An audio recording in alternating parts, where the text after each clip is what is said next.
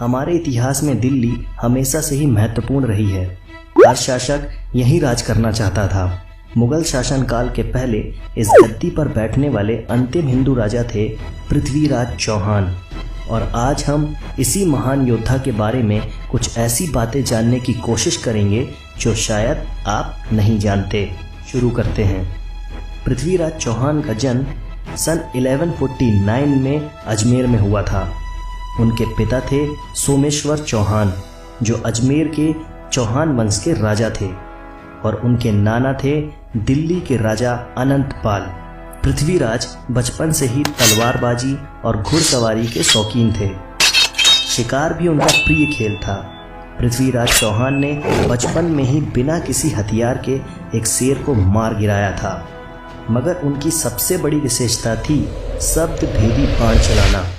मतलब वो बिना कुछ देखे सिर्फ आवाज़ के सहारे अपना शिकार कर सकते थे।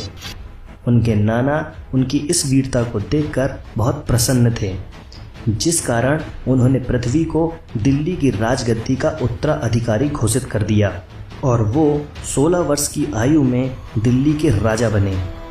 दिल्ली की गद्दी में बैठने के बाद पृथ्वीराज ने एक किले पिथौरागढ़ का निर्माण करवाया, पर उनका दिल हमेशा ही अजमेर में रहा। इसलिए उन्होंने दोनों नगरों को राजधानी का दर्जा दे दिया। लगातार विजय अभियान चलाकर उन्होंने अपनी राज्य सीमाओं को गुजरात और पूर्वी पंजाब तक बढ़ा लिया था, जिस कारण कई राजा उनसे जलने लगे थे।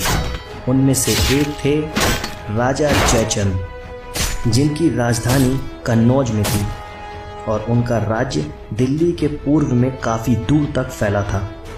लेकिन राजा जयचंद पृथ्वीराज की प्रसिद्धि से जितना जलते थे, उनकी बेटी संयोगिता पृथ्वीराज से उतनी ही प्रभावित थी।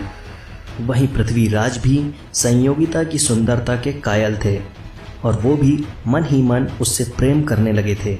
जब यह बात राजा जयचंद को पता लगी कि उनकी बेटी पृथ्वीराज से प्रेम करती है, तो वह गुस्से से आग बबूला हो गए।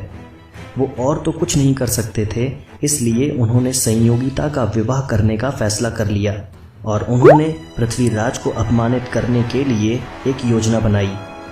उन्होंने संयोगिता के लिए